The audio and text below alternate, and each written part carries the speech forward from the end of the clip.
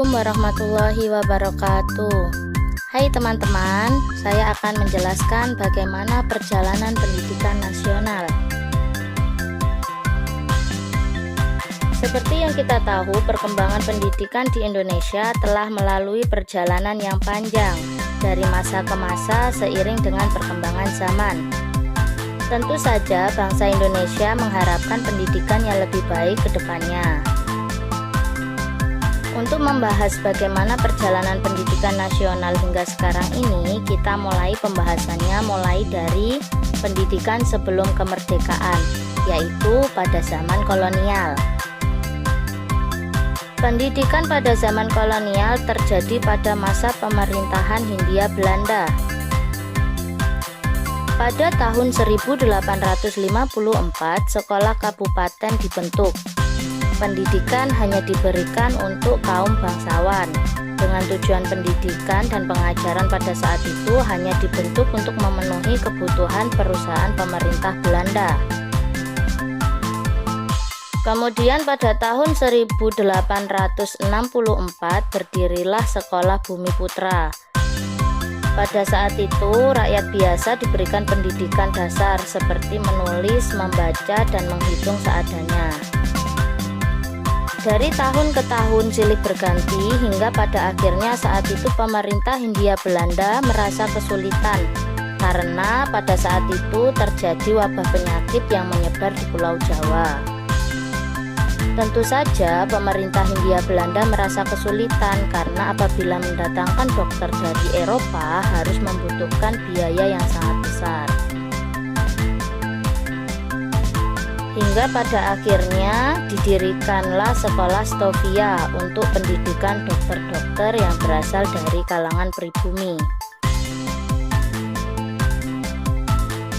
Bahasa pengantar yang digunakan pada saat itu tentu saja bahasa Belanda, sehingga budaya asli Indonesia pada saat itu belum bisa diterapkan di pendidikan.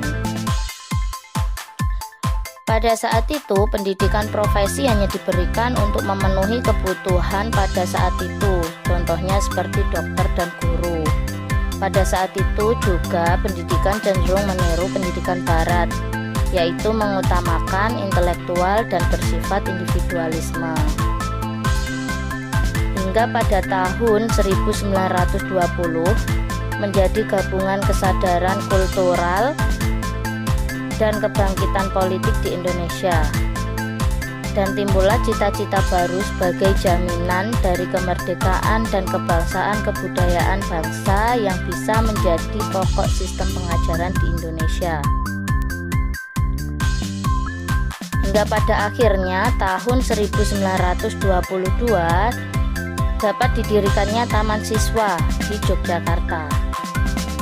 Pendiri Taman Siswa ini adalah Bapak Ki Hajar Dewantoro yang kita kenal sampai saat ini sebagai Bapak Pendidikan Nasional. Kita ingat semboyan beliau, yaitu Ing ngarsa sungkulodo ing madya mangunkarsa tutwuri handayani.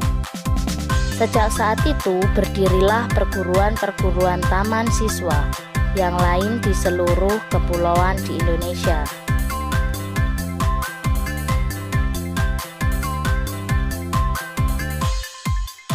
Selanjutnya kita bahas mengenai pendidikan setelah kemerdekaan. Kebijakan mengenai pendidikan pada periode awal kemerdekaan tertuang dalam Undang-Undang Pokok Pendidikan dan Pengajaran Nomor 4 Tahun 1960.